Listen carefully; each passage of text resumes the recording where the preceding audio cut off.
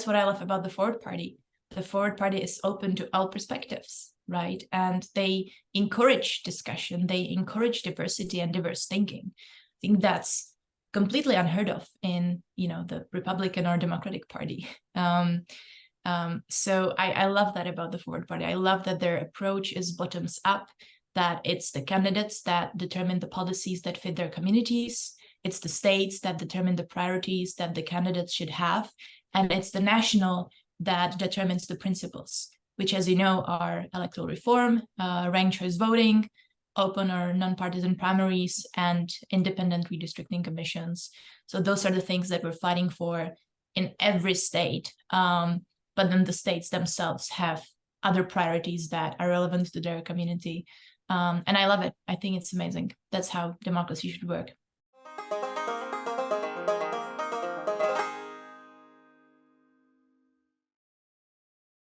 Hey y'all, welcome to the Texas Forward podcast. Today we have Lucie Rapova. She's the host of Think with Lucia podcast, a state lead of the Forward Party in California, and the founder of Iris, an AI-driven community engagement platform used by Braver Angels and several other independent-minded organizations. Born in the Czech Republic, Lucie shared unique insights on the importance of free speech and democracy, her journey as an entrepreneur, and how she is working to reduce polarization and get people talking to each other again. We hope you enjoy. Don't forget to like and subscribe.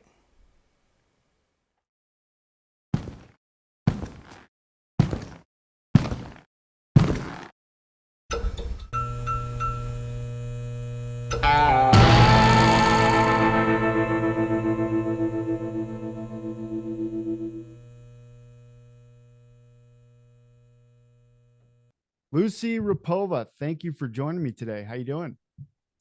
Thank you so much, Brian. I'm doing well. As you can see, blushing. So you were saying where you got a little sun yesterday. What I did, yes. Where were you?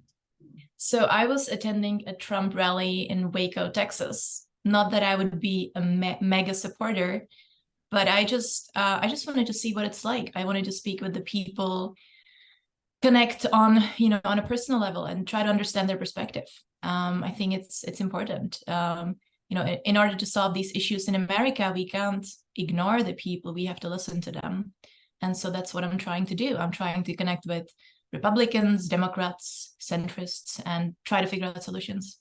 Yeah, and that's super interesting. And not to put you on the spot like that, but no, I felt like that's just fascinating that you were kind of getting in there and just seeing what the experience was like.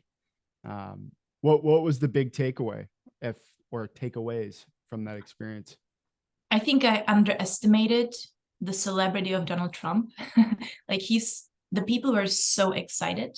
Everyone had Trump t-shirt and Trump hat on, and they were really like fans, like the way Taylor Swift has fans. Donald Trump has very loyal, excited fandom, and yeah, that really surprised me. Yeah, that's to me like what I think about too is, I know a lot of people, family members that are big fans, and yeah, it's to me, it's like it's like a celebrity or like a musician, it's like seeing somebody in concert that, you're a big fan of for the, the supporters. So I bet that was interesting. So you've been doing the Think with Lucie podcast for almost 2 years. Is that right? So I started when I was living in London. That was August 2021. And I was doing that for a year, and then I paused when I moved to the US. And then I restarted it again in January of this year. So yeah, on and off for almost 2 years. And yeah, the aim of the podcast is to promote a culture of open inquiry and tolerance of dissent. I think it's something that we are slowly losing in our society, the inability to accept different perspectives, the inability to engage with people who disagree with us. Yeah. Is fun, that's like, these skills are fundamental to our democracy. And if we don't have that, we don't have democracy. So we better work on these skills, and yeah, I hope that we can revive it. I hope that we can make disagreements cool, and are able to, allow for the best ideas to rise to the top through debate. Yeah. And I'm hopeful that we can do that. I love it. That's just such an important thing in our society today. And there's no question about it. We've absolutely lost that, ability to disagree, in our mainstream discourse for sure.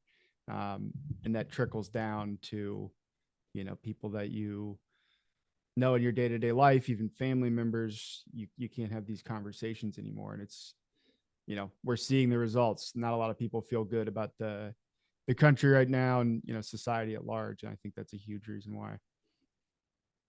Yes. Political polarization is on the rise, and it has been for a few decades now. And there are several reasons for that, right? One of them is the political parties shifting further away from each other and catering to the 5% people on the extreme ends of both the left and the right.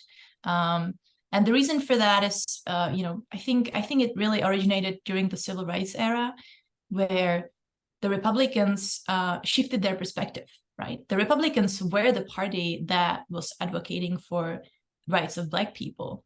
But during the civil rights era, they shifted and turned into white supremacy, versus the Democrats were the party of the young people who were all for civil rights. And so that's one reason. And the other one is like primary system. If you know, in the 70s, that's when we started having popular primaries, when people would actually go out and vote. Before that, it was politicians choosing the candidates. And the way primary system works right now, and it's something that the Forward Party is trying to fix, is that you have closed primaries, partisan primaries, where only people who are registered with the party can go out and vote. And those people are the most excited, loyal, usually the most extreme. And those are the people that select the candidates that then go on to the general election. And so when you're a regular person, regular citizen who, just wants to have common sense solutions to problems, you have two choices, either like extreme left or extreme right. So which one do you pick? So that doesn't make sense. And the other thing is like social media, obviously. Social media and the business model of media has contributed immensely to the rise of polarization, the rise of like echo chambers, right? People don't even know what other people think, like the other side thinks. And they're not open to hearing that.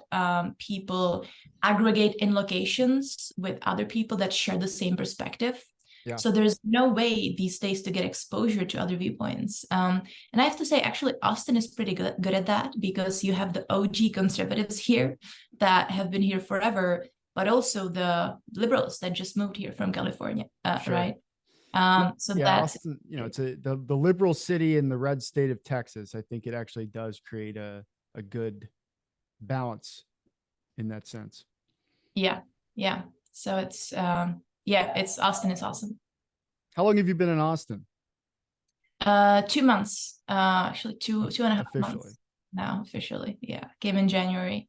And exactly for this reason, I think the diversity of perspectives is awesome. And I'm trying to build relationships with everyone, right? Republicans, Democrats, moderates. As you know, we're doing the Independent National Convention in a few weeks. So I'm excited for that. And yeah, it's a thriving city. It is. And so you're the owner of your business. You're founder of the business called Iris. That is something that you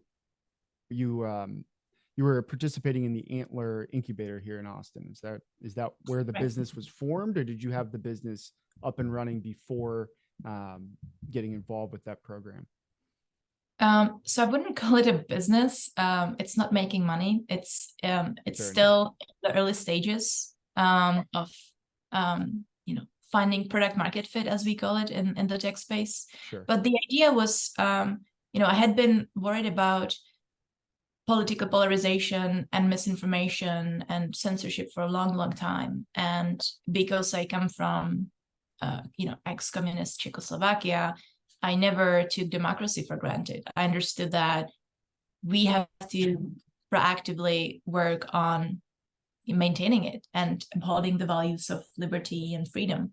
And I saw that people here just did not appreciate it, and they took it for granted. And so I was like, well, I have to do something about it, right? We can't afford to lose it. And if the people don't want democracy to last, democracy doesn't last. And so I was like, well, that's a pretty big problem to solve. What can I do on an individual level?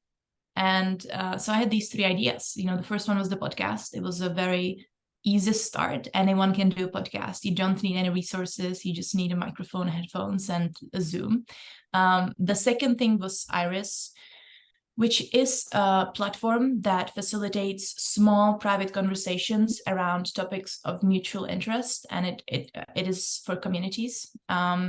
And one of the communities is actually the Forward Party. And I can talk about how the Forward Party is using it. And the reason for that is I felt current social media platforms were optimizing for public discourse, which is not how we speak in real life, right? Like broadcasting to millions of people your ideas, which then makes it difficult to actually change your mind. It makes it difficult to be proven wrong and shift your perspective.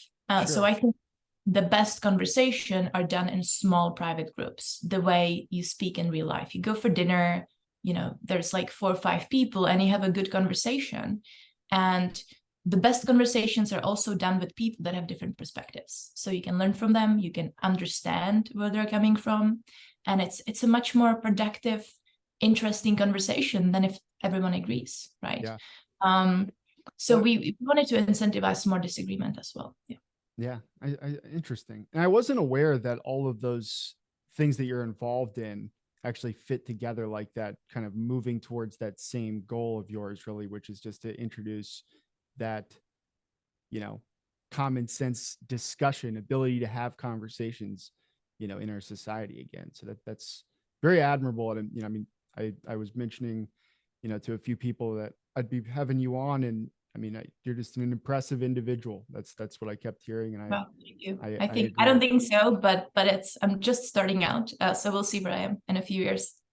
Off to a good start, I would say. Yeah. So I'd like to kind of dig into a few of those things, really everything that you had mentioned there, but specifically we started with the podcast. I think that, that was your first kind of entry point, as you mentioned, into kind of helping to achieve this goal that you have. Actually, not really. There was, I built another app previously. And it was in COVID. So 2020, 2021.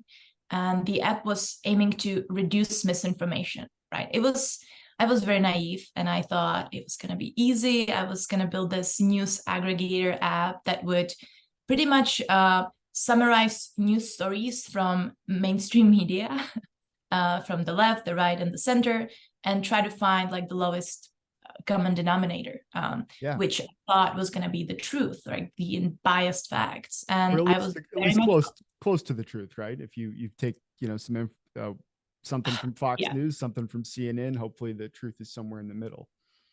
You would think so, but I think recently with the Twitter files, we see that there's a lot of censorship.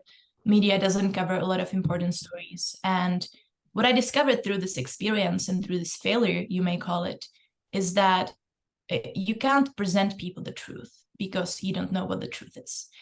Truth is something that needs to be discovered through debate, through conversation. So that's what brought me to all the projects that I'm working on now. Like, we need to be having conversations. We need to be discussing everything. And truth is never like final. It's not the end game. It's always a process that needs to be pursued at all times, right? Like 2 years ago or 3 years ago when COVID happened, we thought it was a natural, it came from a vampire, whatever. It came from like a bat, sorry, not vampire. And wet market, I believe, is that what they exactly. Yeah. That market. And and this year we started playing with the lab leak theory, which was completely unacceptable 3 years ago. And it was completely censored. So I think had we had those discussions early on, we could have arrived at the truth, sooner rather than later. So it's all about having conversations and listening to all perspectives, all viewpoints. A lot of conspiracy theories actually turn out to be right. So I think, the answer to fighting misinformation or disinformation is a debate. Yeah. Yeah. And I think that's such a great point. I say that all the time, relative to any new innovation. If you look back at history, we thought the earth was flat for how many, hundreds, millions of years did we think that, or thousands of years? And all kinds of things. I mean, any great innovation starts out on the fringe, right? It's not accepted as mainstream, and that's how we learn. That's how we learn the truth. Is we have to give these fringe ideas a chance to either be shot down as silly and conspiracy theory, or maybe there is something there. So it's just having that ability to actually put the ideas through that stress test. It's absolutely critical to a functioning society in general. Yeah. And that's what I love about the Forward Party. The Forward Party is open to all perspectives, right? And they encourage discussion, they encourage diversity and diverse thinking. I think that's completely unheard of in, the Republican or Democratic Party. So I love that about the Forward Party. I love that their approach is bottoms up, that it's the candidates that determine the policies that fit their communities. It's the states that determine the priorities that the candidates should have. And it's the national that determines the principles, which, as you know, are electoral reform, ranked choice voting, open or nonpartisan primaries, and independent redistricting commissions. So those are the things that we're fighting for in every state. But then the states themselves have other priorities that are relevant to their community. And I love it. I think it's amazing. That's how democracy should work. Absolutely. And that focus back on local communities having their voices heard and decisions being made on that local level, rather than a major party in Washington, D.C. giving you a platform of 10 things that you're supposed to think. And if you live in rural Texas, or you live in a city in San Francisco in California, you're going to have very different priorities just in your community in general. It's crazy that I would say maybe 40, 50 years ago, if you said you were a Republican, people wouldn't really know what your positions were on a specific issue. But now if you say I'm a Republican, you immediately know this person is against abortion, for gun rights, against immigration, for whatever, free markets, protectionism, and all these things. So you can literally state a position issue by issue, and you know what that person thinks. And that comes to political tribalism, group identity. And the silly thing to me is these days there's just not even any principled consistency. We'll use the example of my body, my choice. Let's say when we're talking about the vaccine, Republicans are saying my body, my choice. When we're talking about abortion, not so much. It's not, to me, it's you're one or the other. You would like people to have autonomy in their medical decisions or not. And there's plenty of examples of that, I think, in a different way on the left, but I think neither party has any principled consistency on really anything these days. And that's where it doesn't make any sense. Yeah. And you mentioned abortion, right? I think the media often portrays it as a binary topic, right? So there's only two positions. You're either pro-choice, which means abortion could be done at any point during pregnancy, or you're pro-life. Yeah. Abortion, never, there's no exception. But there are so many stances in between those two extremes where I think most people stand that are not shown at all in the media. You don't hear about those. right? So what I think needs to happen is we need to have these conversations, and we need to highlight the rough consensus that the two parties share around this issue. And there is rough consensus, right? It's not impossible, but let's just have this conversation. Let's just engage with each other. 100%. And, you brought up social media and, your first, your first business venture. So are you a developer, by the way? Are you a software engineer? I'm not a developer. No. So how did you go about getting your first MVP or your first app kind of out there? So my first app, it was 2020, 2021. Again, I didn't know what I was doing. I was very inexperienced, and I found a bunch of researchers. So it started off as research, and we were trying to do multi-source abstractive summarization, which is a part of natural language processing. It's basically what I described earlier, where you create summaries of news events that would be unbiased. And this was before ChatGPT, right? So it was something that was difficult to do, and I hired a bunch of researchers to help me build this technology. And we spent so many months working on it, and it just didn't work. It was very difficult. We couldn't. The technology aspect of it just wasn't. Yeah, the technology wasn't great. I just wasn't happy with it, and I realized, in my position, we had no funding. I had no expertise. I wasn't a developer myself, although I had read a few, research papers. We couldn't possibly compete with OpenAI or Google or Microsoft and all these companies. And again, I determined that it wasn't the best idea to tackle the problem that I set to tackle. So the project failed, and I learned a lot of lessons from it. Well, that's how you do it in entrepreneurship, right? It's just one step towards that next adventure, and it seems like this led you in this direction that you're going, and I'm sure learned a lot in the process. Yeah, it's important to never give up, and absolutely. Well, I got sidetracked. I wanted to ask you about that, but social media you had mentioned in a few times, with the idea that people exist in these echo chambers, and with everything that was going on in 2020 and even today, it's like people can't understand how somebody on the left would think this way, or somebody on the right could possibly think this way.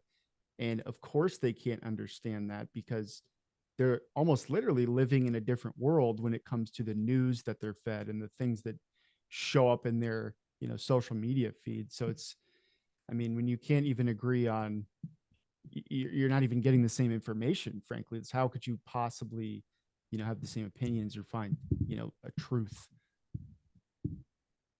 But yeah, it's a tricky situation.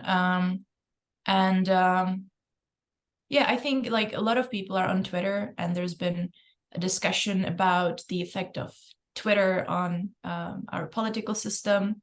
And I think Twitter is not perfect, but I have to say, the good thing about Twitter is that you have people from all sides having discussions and expressing their opinions.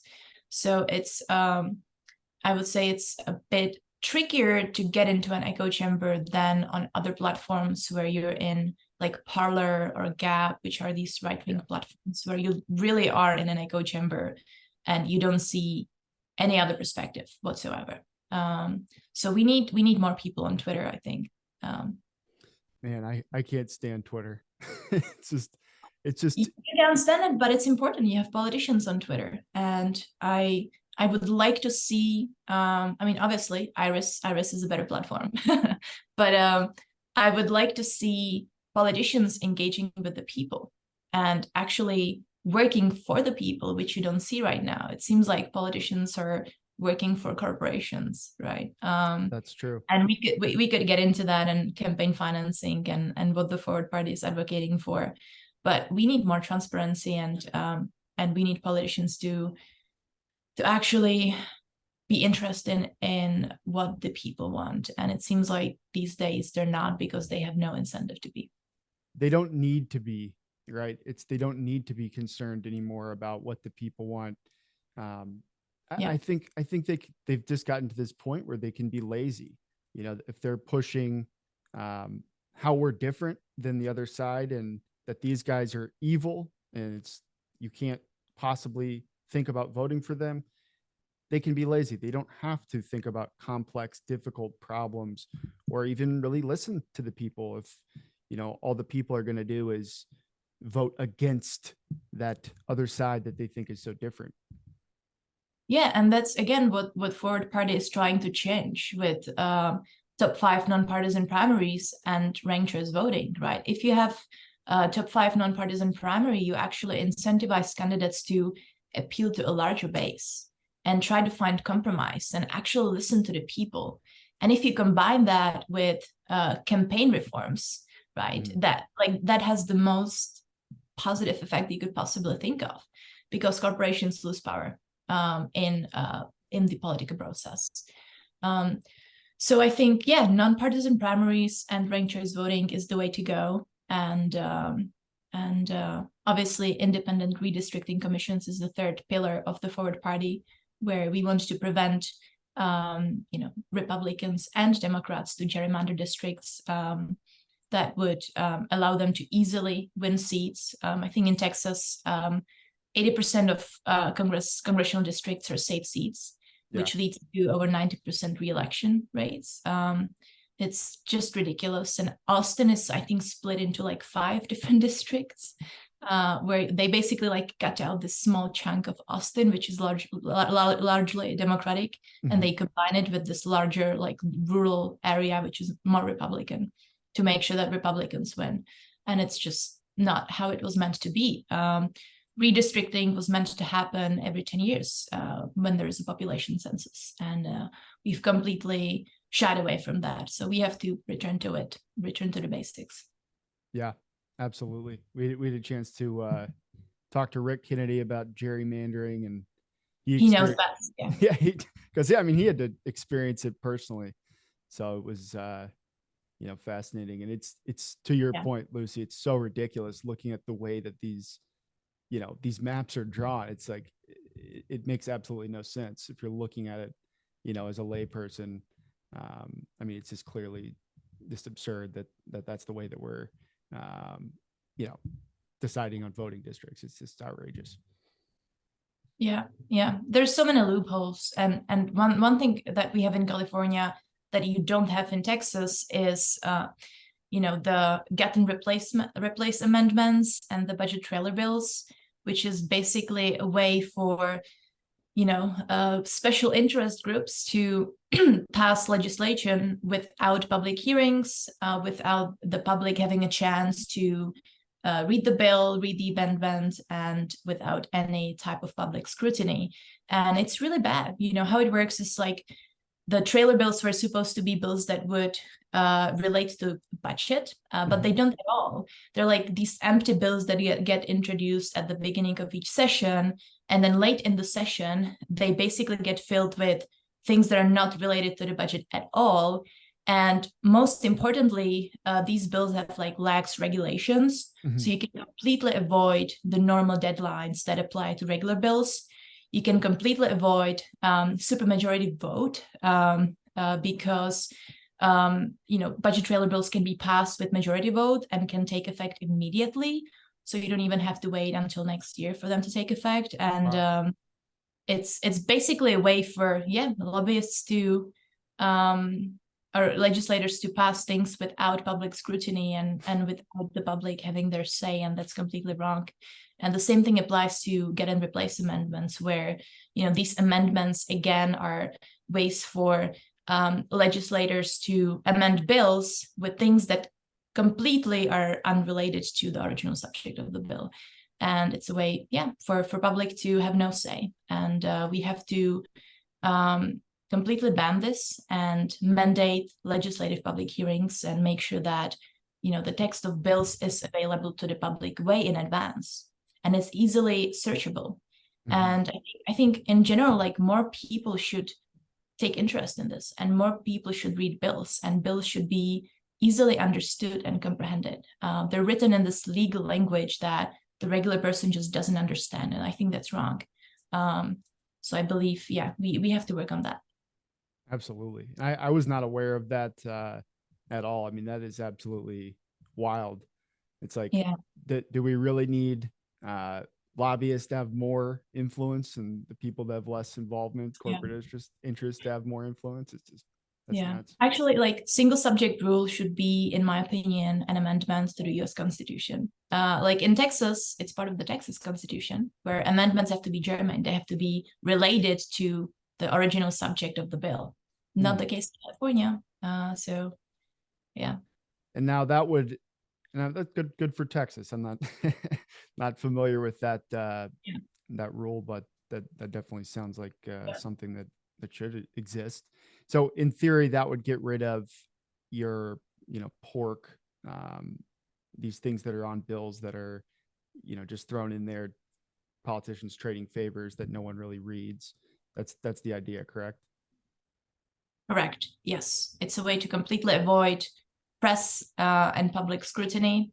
It's a way to pass things quickly without supermajority vote. So if you want to pass things quickly, normally you have this urgency clause, which triggers supermajority vote, right? So if you want a bill to get passed into law and take effect immediately, you need 2/3 of the vote. But with these budget trailer bills, you just need a simple majority.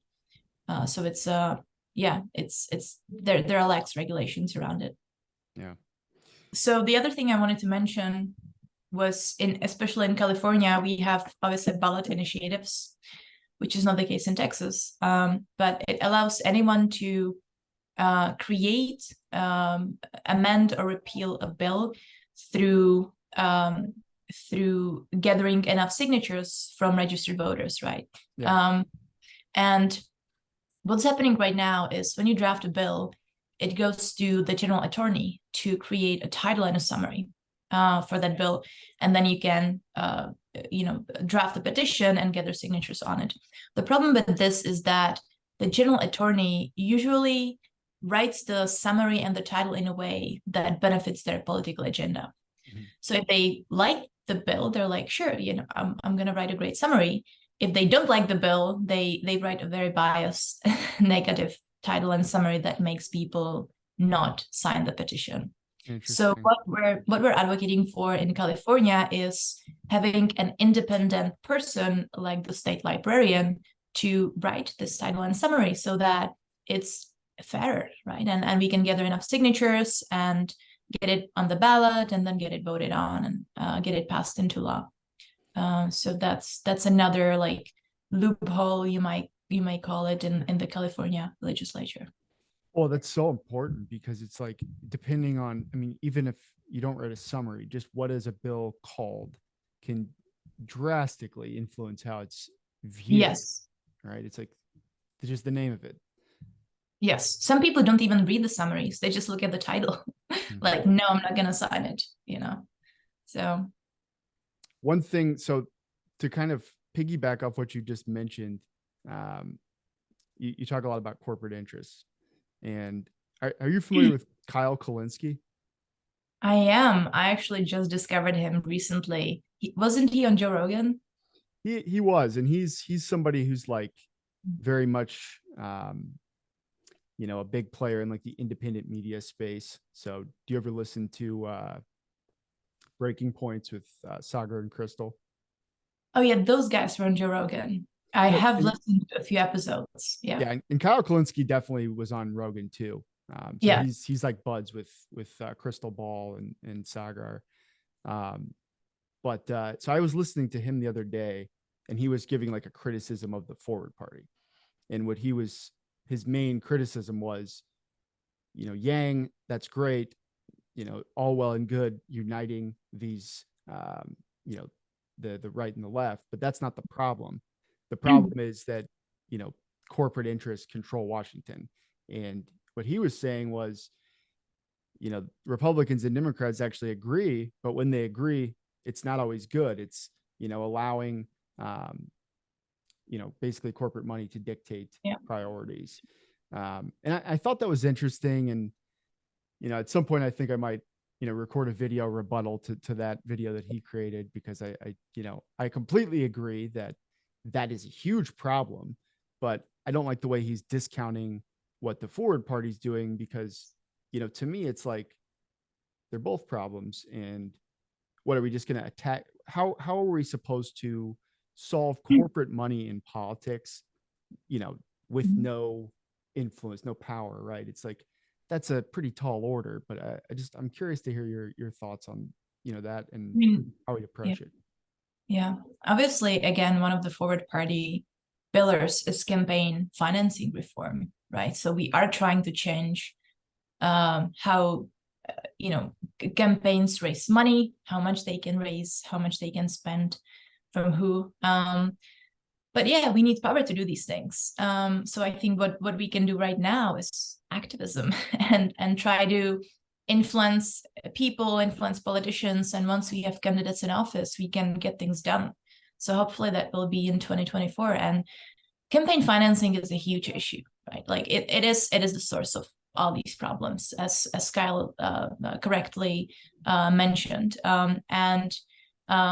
It dates back to the 1976 ruling of Buckley v. Valley, which basically determined that limiting campaign spending is unconstitutional because it infringes on the First Amendment, on your right to express yourself and on the quantity of political communication.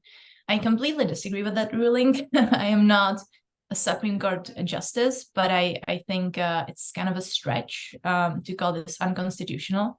And like in the 70s, you had all these regulations on campaign financing, more transparency, limits on spending, limits on who can donate, as a result of the Watergate scandal. So it was a big deal. But then obviously in 76, after this ruling, it just went downhill from there. And then 2010, you had Citizens United versus the FEC, which was a case that basically, again, eliminated all the barriers to corporations, nonprofits, unions, influencing political campaigns. And it completely overthrew the bipartisan campaign act, which basically prevented corporations from influencing political communication 30 days before primaries and 60 days before the general election. And that, again, that is not a good thing to have. Like we need to have, even though I am generally a person who doesn't like too much regulation in this space, I think we need more of it. We need more of it, and we should look at Europe and how Europe does it. I think the fact that we have all these super PACs that raise unlimited amounts of money from corporations, individuals, like anyone, and then spend as much as they want on political advertisements is crazy, right? And they are officially like the Independent Expenditure Political Action Committee, which means they can't directly communicate with the campaigns themselves, but they can still run political ads without directly donating to the campaign, right? So it's it's crazy. It's crazy. We need rules.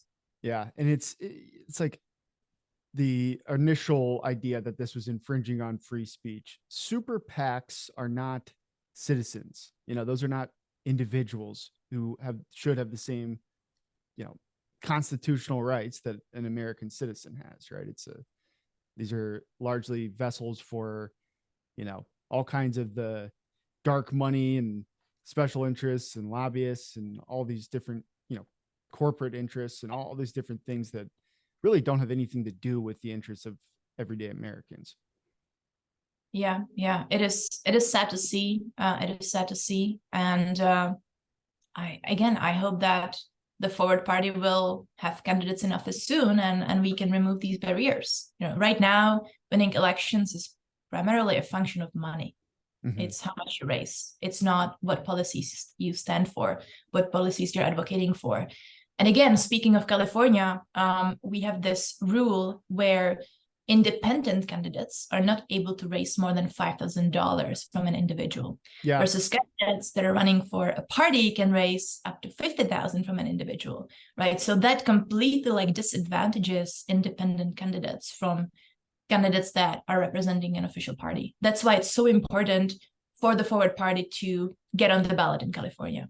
And that's why also we made an alliance with the Common Sense Party, which stands for the same things. And they already have about 30,000 registered voters, and we need 73,000 registered voters to get on the ballot. So if you live in California, please register with Common Sense Party.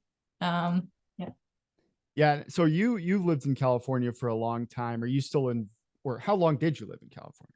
I didn't live in California for a long time. I was there for 6 months. And then I was on and off between the US and Europe, London. And I'm planning to return to California the second half of this year. So I'm still very much involved with Forward California. I am the state lead. Yeah, I that was my teach question. communication, media, but I'm also involved here in Texas since I'm in Austin currently. So Nice. yeah. Well, those are the two biggest states or largest populations in the U.S. So two good Forward Party chapters that you're involved in there. Yeah, and especially here in Texas, I was speaking to Rick Kennedy, and he said there's so many barriers to get a third party on the ballot. You cannot possibly imagine. I think we need like 84,000 signatures, right? And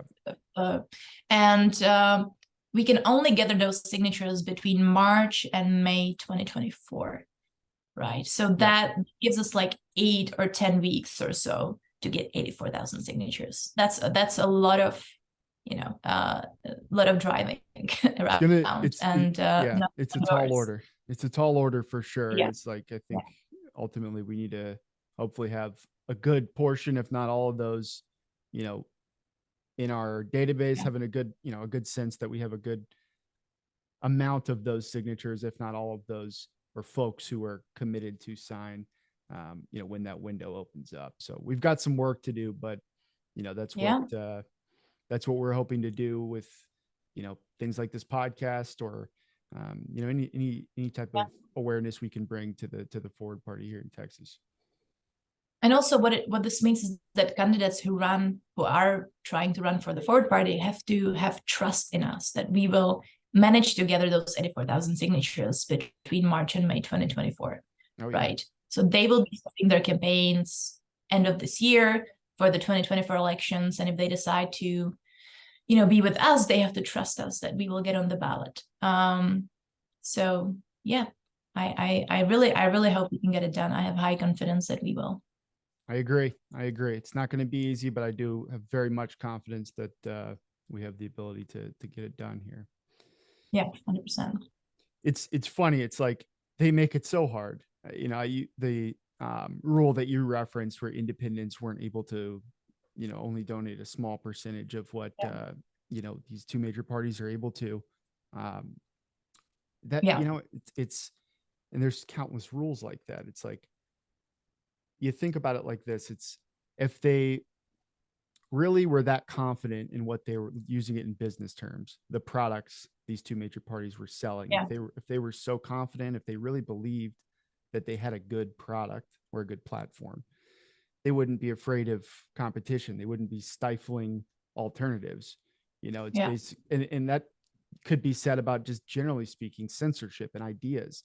If you're confident in your idea, you should want people to challenge it so you can show how correct it is, why it is the best idea or the best, candidate or political option. Limiting options just kind of reveals that what you're trying to peddle is, suspect at best, right? 100%. Yeah. I think a good system has currently being implemented in Seattle when it comes to campaign financing. Have you heard of democracy dollars by any chance? I've heard Andrew Yang's kind of idea around it. So is that something that they're looking at in Seattle? Yeah. So he's been advocating for it in his previous campaigns, right? When he was running for president, I believe, and in the New York City mayor election. So democracy dollars was first introduced by Bill Ackerman and Ian Ayres, who are Yale professors, in their 2002 book. I think it's called Voting Dollars, something like that. And it's basically a way to use public financing to create vouchers for every registered voter to donate to campaigns, right? So in Seattle, the system is that every resident of the city who is a registered voter gets, I think, $100 split into 4 vouchers per election season that they can donate to any campaign of their choice in city elections. right? And that gives people so much power. It makes you feel like like your voice is heard. You actually can influence elections. And then on top of that, they have limits as to how much individuals can donate and how much campaigns can raise. So I think, and spend. So I think for like city council, it's something like 400K in both primary general elections. For my mayor, it's like 800K. And I really like this system, and they're funding it through property taxes in Seattle. And I think they passed it for 10 years. So yeah, it's and it actually results in increased participation. So more people show up to vote because they feel that they have power, their voice can be heard, right? Like you have this $100 that you can donate. It reduces the influence of corporations, and it actually makes politicians appeal to a larger base of people because they want their money, right? So they have to represent a larger base of the population rather than just the 5% of the extremist voices. And if everyone's spending that money, in theory, from what I've read about it, it actually, the masses actually now can compete with corporate interests and all these, super PACs. It evens the playing field a little bit. I think on a federal level, so if you give everyone, I don't know, like $50 times 100 million people that vote, would be like 5 billion, which is nothing in the federal budget, right? That's nothing, literally, compared to how much we spend on like military and corporate welfare programs and all these things. So I think it's a great idea. I would love to see it happen. And sounds like a good one to me. Yeah, and I think, again, to the criticism that Kyle Kulinski, as I mentioned, raised, is that, all this stuff is well and good, but I think what he wanted was our leadership to take a stronger stance against taking basically corporate money, because ultimately, okay, we get some people in power. If they're still, bought, so to speak, aren't they going to end up leaning in that same direction that these other two major parties do? Yeah, I mean, fundraising is something that I actually haven't looked at within the Forward Party. I don't know about you, but I know I have not. It's something we have to do right now. We have to start fundraising. So it's something that I want to look at more. And yeah, I don't know. What are your thoughts on that? I think first and foremost, we have to get people in there, by any means necessary, because nothing happens if we don't do that. That's just, to me, it's the easier of those two immensely difficult problems that we need to solve. Yeah.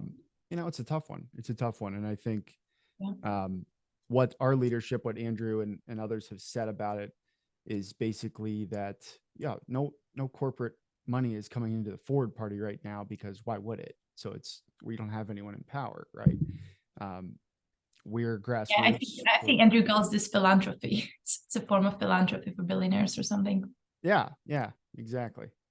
So I mean, I think when it comes to democracy dollars, I think one thing I forgot to mention was that the donations would be anonymous, right? So you donate through the FEC, the Federal Elections Commission, and then that commission then distributes to the candidates. So the candidates actually don't know who donated the money to them. And they distribute it in chunks that make it really difficult to figure it out. So that would reduce the power of corporations if it's done anonymously. Interesting. Yeah, seems like a great idea.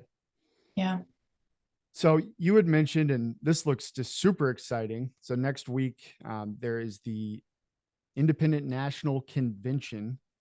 It's basically, I'll let you explain it. But so you're a speaker at this convention. I mean, explain what, I don't know. It's what is it? Tell us what it is. What is the convention, from what you understand about it? So from what I understand, it's a convention for independent leaders, right? So you have a lot of people from media, not from mainstream media, but from independent media channels. I think Kyle Kulinski would actually be a good one. You have people who are in politics. You have a lot of third parties being represented, like the Forward Party. We have Joel coming from Nationals. I think we may have Lindsay as well. We have Rick Kennedy from Forward Texas. We have Michael Maxinati from Common Sense Party California. A lot of people are going to be represented, a lot of independent candidates. Tulsi Gabbard is headlining it. We have a lot of interesting panels there. I'm going to be on the free speech panel on Tuesday morning. So if you can attend, you do. I think we have some codes as well that give you like $50 off. Yeah, just check social media. I think Forward posted about it. Yeah, I'm actually going to plan on attending on Tuesday. I would love to go to all 3 days. I mean, it looks incredible. I'm a fan of Tulsi Gabbard's, and I just love the idea of, all of these basically groups that are trying to, in some way, accomplish the same goal, which is give a voice to the middle and, just fix this mess that we're in as a country, coming together and, working together at something like this. I mean, with the magnitude of what we're trying to do, I mean, it's going to take everybody in the middle to come together and work together to solve these problems, I think. So it's something I love to see, and I'm super excited about checking out here next week. Yeah, me too.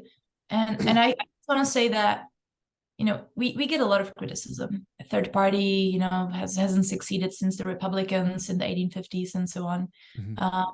But even if we fail, and again, failure is high. Let's be completely real. Mm-hmm. The chances of failure are high. I hope that at least the effect that we're going to have is we're going to move both of the parties more to the center. We're going to make them realize that, look, there's 67% of Americans that are not being catered by the duopoly right now. Right. That feel politically homeless. And no one is catering to their needs, to their wants. So we better do something about it.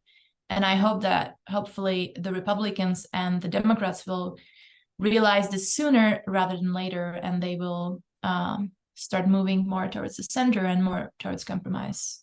Yeah, no, and I completely agree. It's, it's a tall task we're looking to, accomplish as a third party, as the Forward Party in general. And yeah, if we fail forward, right? I think to fail forward.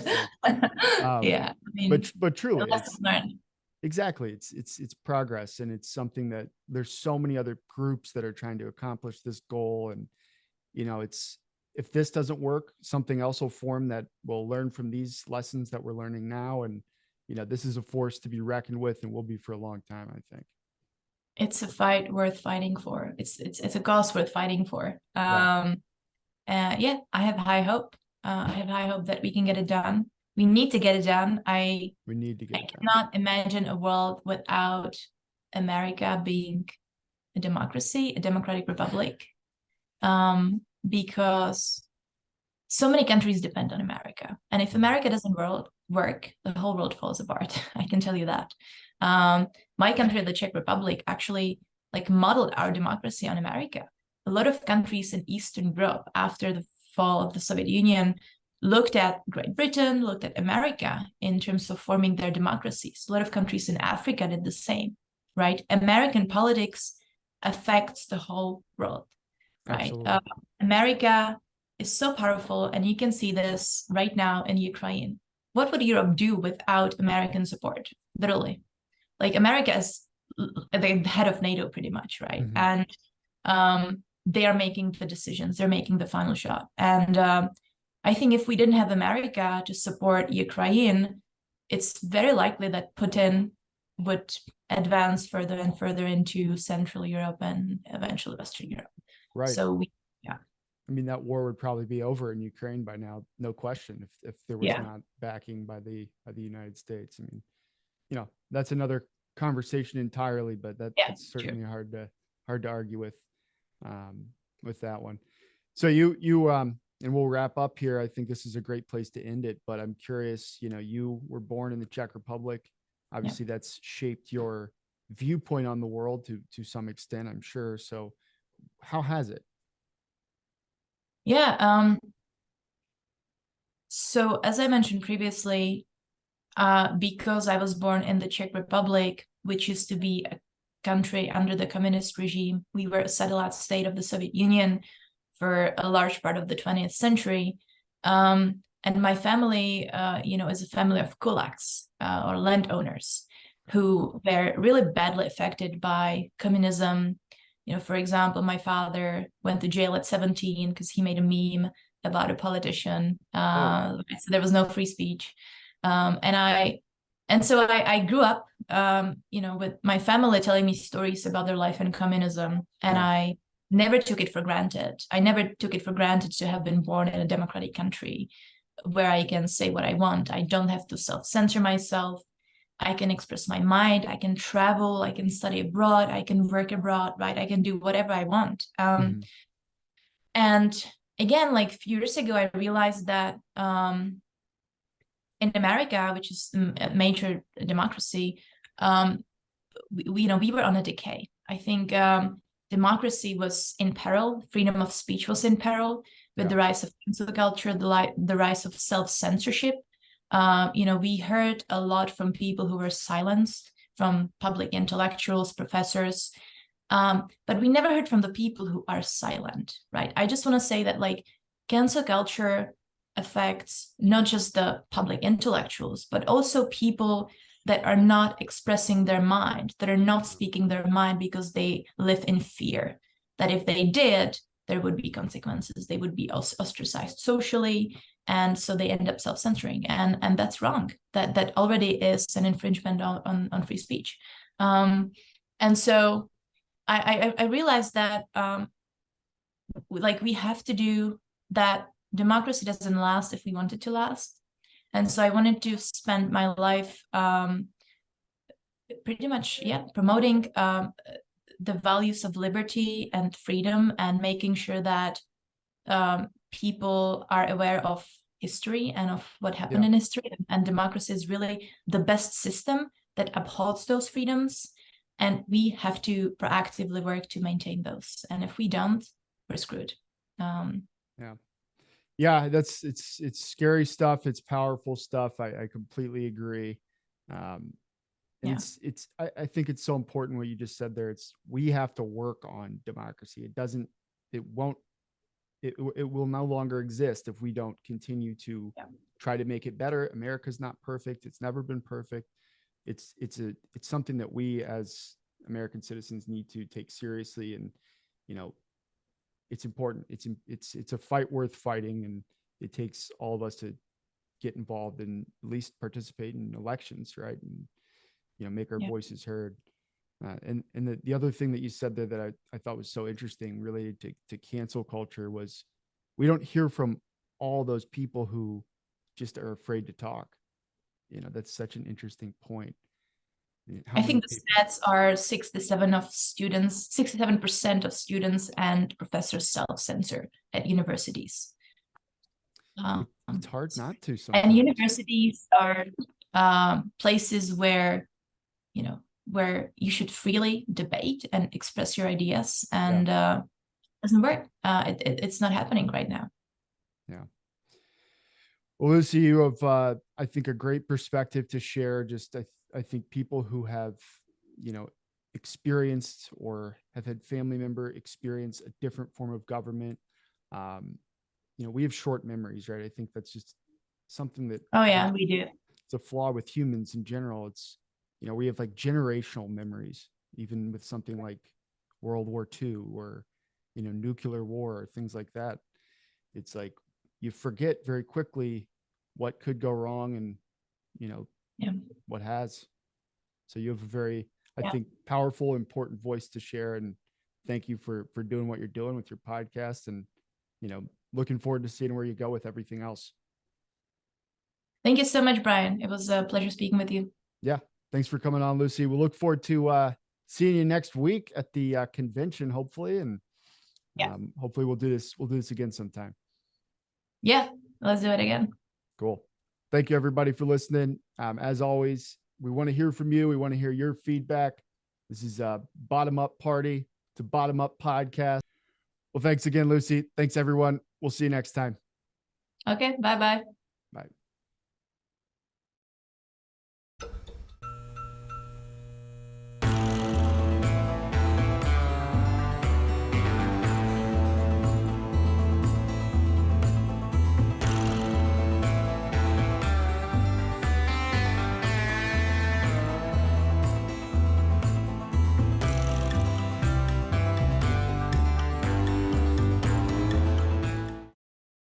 I'm trying out that tagline. What do you think?